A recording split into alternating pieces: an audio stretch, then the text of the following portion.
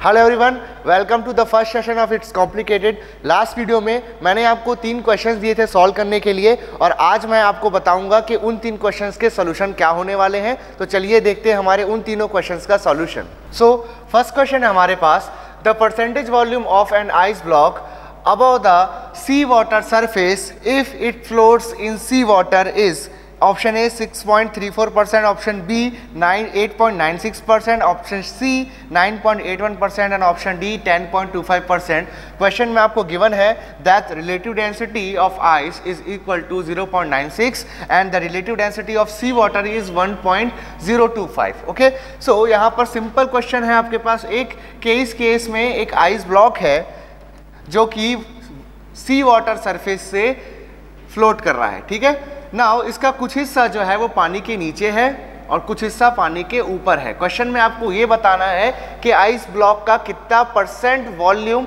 जो सी water surface है उसके ऊपर है, ठीक है। सो इस केस में ये केस कैसे सॉल्व होगा, बहुत सिंपल अप्रोच लगाना है कि जब ये आइस ब्लॉक सी वाटर पे फ्लोट कर रहा होगा उस केस में इक्विलिब्रियम कंडीशन होगी। जितना इसका वेट होगा आइस ब्लॉक का उतना ही अगर buoyant force sea water apply करेगा, that is W weight of the ice block is equal to the buoyant force. अगर ये कंडीशन सेटिस्फाई होगी तो डेफिनेटली ये सिंक नहीं करेगा, ठीक है। नाउ अब यहाँ पर बॉयंट फोर्स कैसे आता है, FV मैं आपको पहले भी बता चुका हूँ। जो हम लोगों ने प्रीवियसली जब ये सब्जेक्ट पढ़ा हुआ था उस समय मैंने आपको क्लियर किया था दैट जब कोई भी ऑब्जेक्ट किसी लिक्विड में सबमर्ज करते हैं हम लोग तो उसका submerge portion, this is the submerge portion, ठीक है। ये जो सबमर्ज पोर्शन है ये जितना लिक्विड डिस्प्लेस करता है, फर्स्ट ऑफ ऑल उसके वॉल्यूम का मैं बोलता हूँ डिस्प्लेस्ड वॉल्यूम,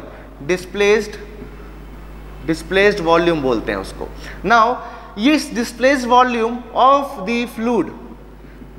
द फ्लूइड इसका जितना वेट होता है उतना ही उस वेट के बराबर हमको अप थ्रस्ट मिलता है, ऊपर के डायरेक्शन में एक फोर्स मिलता है जिसको हम बॉयंट फोर्स कहते हैं, ठीक है। अगर किसी लिक्विड का के द्वारा हटाए गए फ्लूइड का, ठीक है, जो वेट है अगर वो वेट इस ऑब्जेक्ट के वेट से कम होगा तो उस केस में ये जो आपका बॉडी है ये डूब जाएगा नीचे। लेकिन अगर इसने जितना फ्लूइड डिस्प्लेस किया उसका वेट अगर इसके खुद के वेट से ज़्यादा है तो डेफिनेटली ये फ्लोट करेगा। यानी कि सिंपल कहने का मतलब ये है जब किसी भी बॉडी को मैं किसी फ्लूइड में सबमर्ज कराता हूँ तो वो जितना फ्लूइड डिस्प्लेस करता है उस डिस्प्लेस फ्लूइड के वेट के बराबर हमको एक अप थ्रस्ट मिलता है जिसको हम बॉयंट फोर्स बोलते हैं। अगर ये up thrust buoyant force body के वेट से ज़्यादा है तो ये कभी जो है सिंक नहीं होगा, कभी भी डूबेगा नहीं। अगर बॉयंट फोर्स इसके वेट से कम हो जाए तो डेफिनेटली ये जो ऑब्जेक्ट होगा वो डूब जाएगा, ठीक है। एंड अगर और इक्विलिब्रियम में रहेगा अगर जो बॉयंट फोर्स है that will be equal to W, ठीक है। सो ये पार्शियली सबमर्ज का केस है। जैसे ही FB आपका कम हो जाता है W से यानी कि वेट से, उस केस में बॉडी फुल्ली सबमर्ज हो जाती है, बॉडी डूब जाती है, ठीक है। ये हमको याद रखना है, ओके। जब बॉडी डूब जाती है उस केस में भी यहाँ पर बॉयंट फोर्स रहता है FB और ये रहता है इसका वेट W, ठीक है। नाउ अब जब कोई भी ऑब्जेक्ट किसी फ्लूइड में डूब जाता है तो उसका जो वेट होता है वो एक्चुअल वेट के कंपैरिजन में कम फील होता है। क्यों?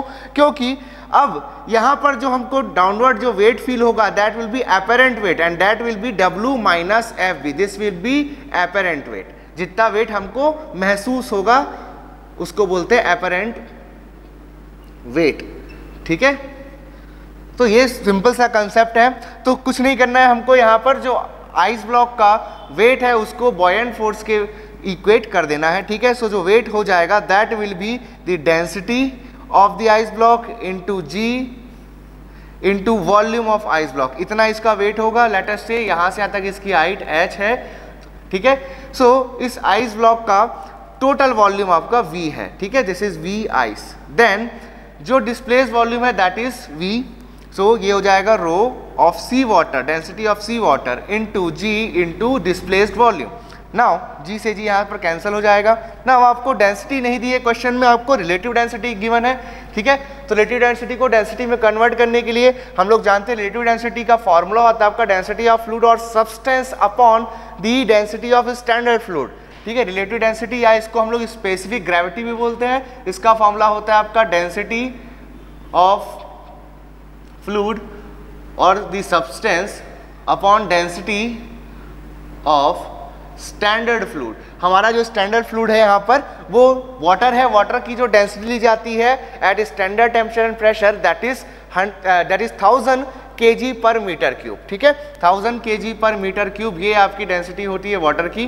ठीक है, ओके, सो इसको मैं मल्टीप्लाई कर दूंगा अगर आर डी की वैल्यू को 1000 से, तो मुझे जो भी रिक्वायर्ड फ्लूइड है उसकी डेंसिटी मिल जाएगी। सो आइस के लिए आपको गिवन है 0.96 इस आपकी रिलेटिव डेंसिटी है, इनटू 1000 कर दूंगा तो मुझे मिल जाएगी उसकी जो डेंसिटी है वो।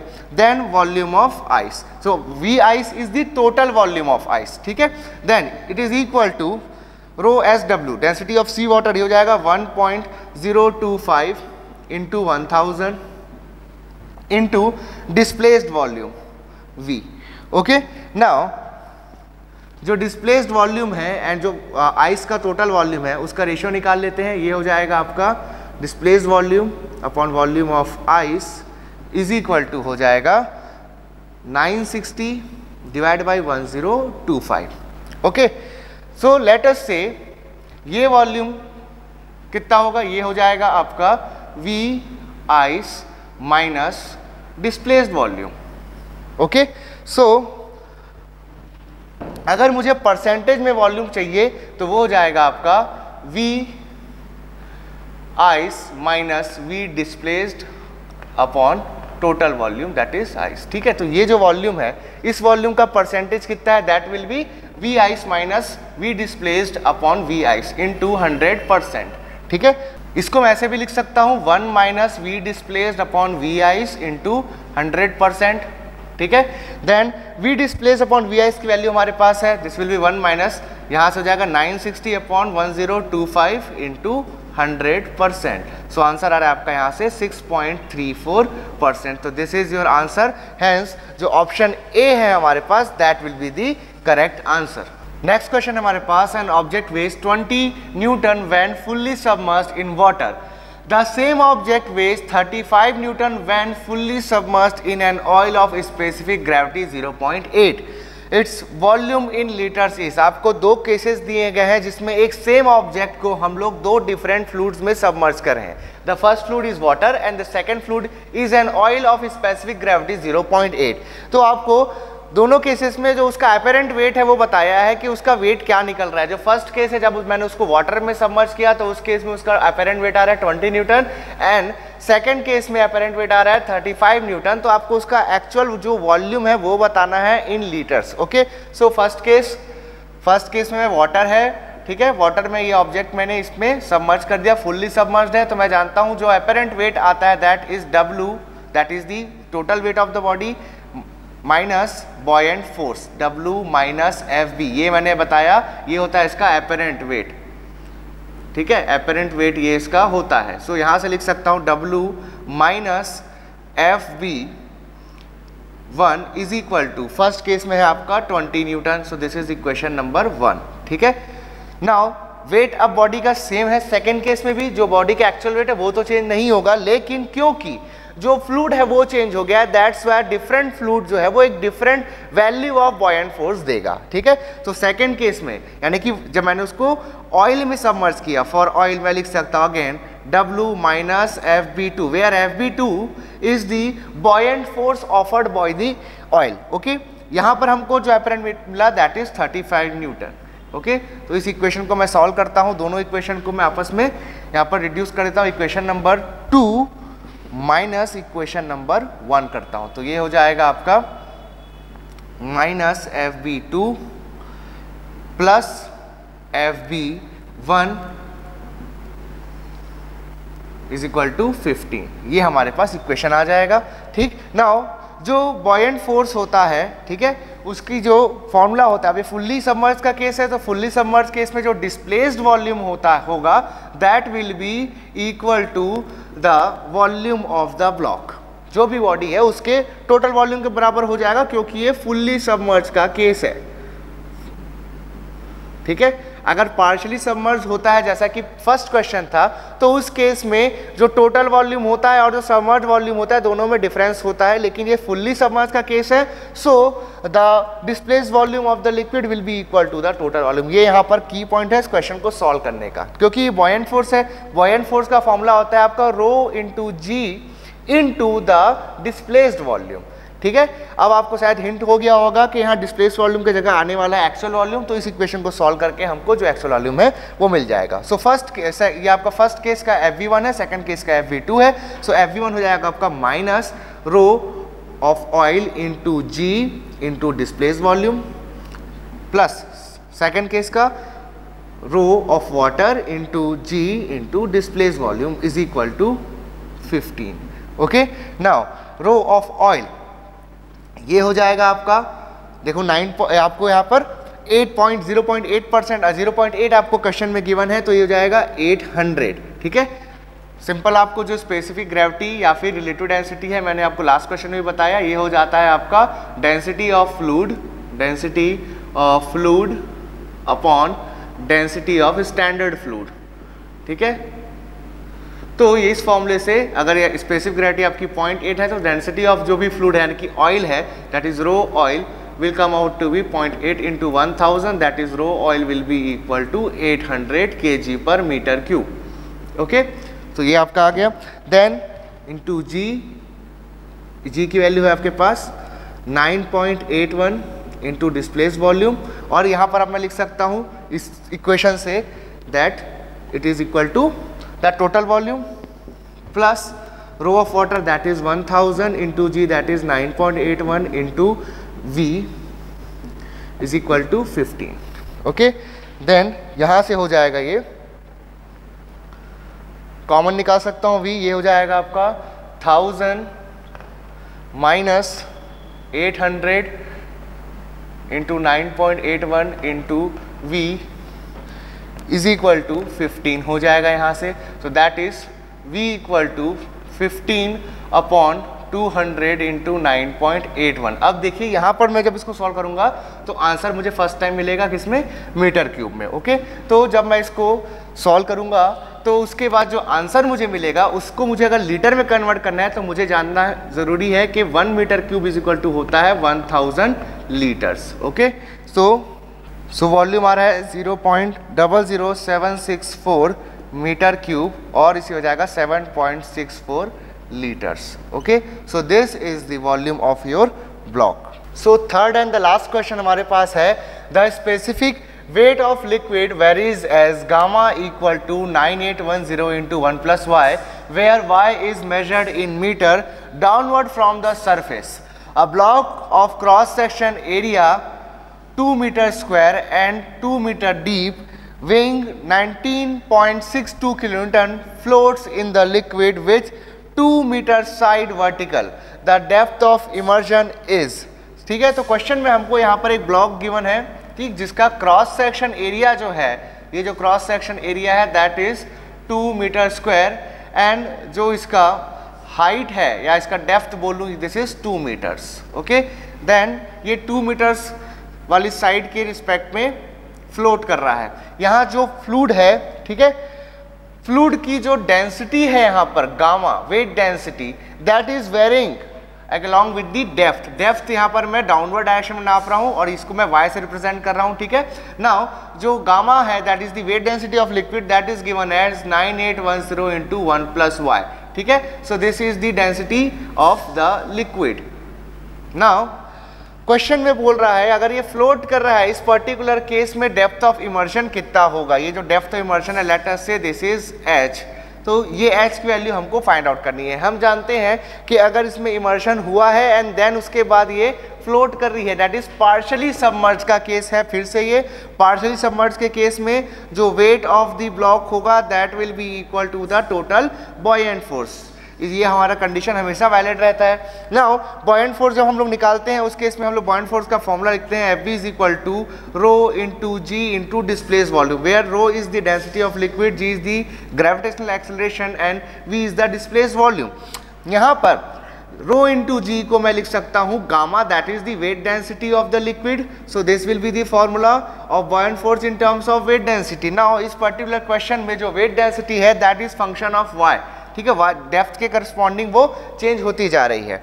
सो ऐसे केस में जब मैं बॉयंट फोर्स टोटल एक बार में नहीं निकाल सकता, तो इसको सॉल्व करने के लिए मैं यहाँ पर एक एलिमेंट ले लेता हूँ.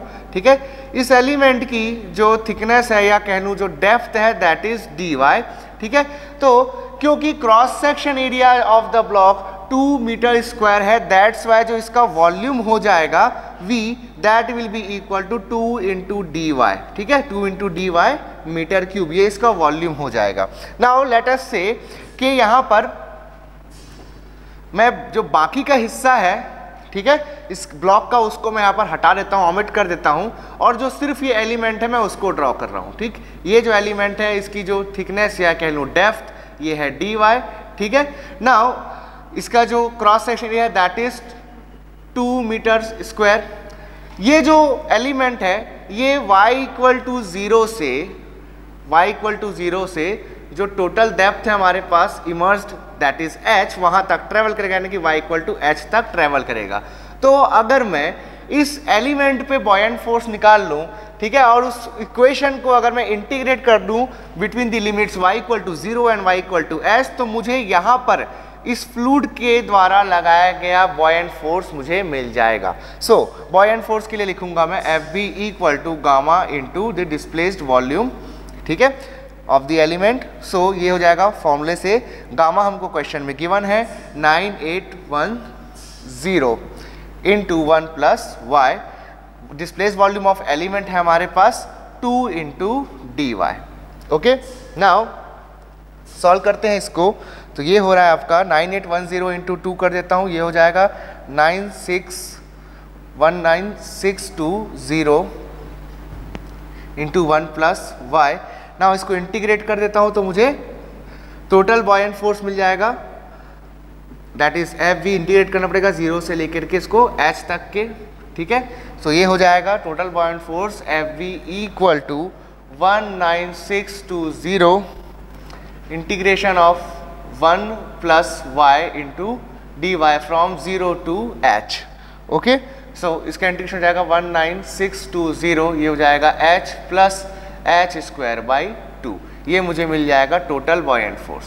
ओके, टोटल बॉयंट फोर्स मुझे मिल गया. Now this buoyant force will be equal to the weight. Weight given है क्वेश्चन में 19.62, ये आपको वेट गिवन है, that can be written as 19620 newton. 19.62 आपको किलोन्यूटन में गिवन है, मैंने उसको न्यूटन में कन्वर्ट कर लिया. So this will be equal to 19620 into h plus h square by 2. Solve करता हूँ यहाँ से तो मिलेगा 1 is equal to 2h plus h square whole upon 2, या इसको लिख सकता हूँ h square plus 2h minus 2 is equal to 0. तो यहाँ पर आप देख सकते हैं मुझे एक क्वाड्रेटिक इक्वेशन मिल रहा है. इसकी वैल्यू को हम सॉल्व करेंगे, इस इक्वेशन को सॉल्व करेंगे तो एक पॉजिटिव नेगेटिव वैल्यू भी मिल सकती है. सो क्योंकि ये डेप्थ है that's a negative value is not possible. तो जो पॉजिटिव रूट आएगा इस क्वाड्रेटिक इक्वेशन का उसको हम सेलेक्ट करेंगे. आंसर आपको मिलेगा h equal to 0.732 meters. Okay, so this is our required answer. So यहाँ पर जो मैंने लास्ट 3 क्वेश्चंस दिए थे उसके सोल्यूशन मैंने आपको कराया है. होप आपको सारी चीज़ें जो है अच्छे से समझ आई होंगी और कुछ आपको सीखने को भी मिला होगा. अगर आपको हमारे वीडियो पसंद आया तो हमारे वीडियो को शेयर कीजिए, लाइक कीजिए. अगर आप हमारे इस वीडियो को पहली बार देख रहे हैं तो हमारे चैनल को सब्सक्राइब करना ना भूलिए और नीचे बने बेल आइकन को ज़रूर दबाइए ताकि हमारे लेटेस्ट नोटिफिकेशन आपको टाइम टू टाइम मिलते रहें. मेरे और मेरे गेट अकेडमी प्लस टीम की तरफ से आप सभी को थैंक यू.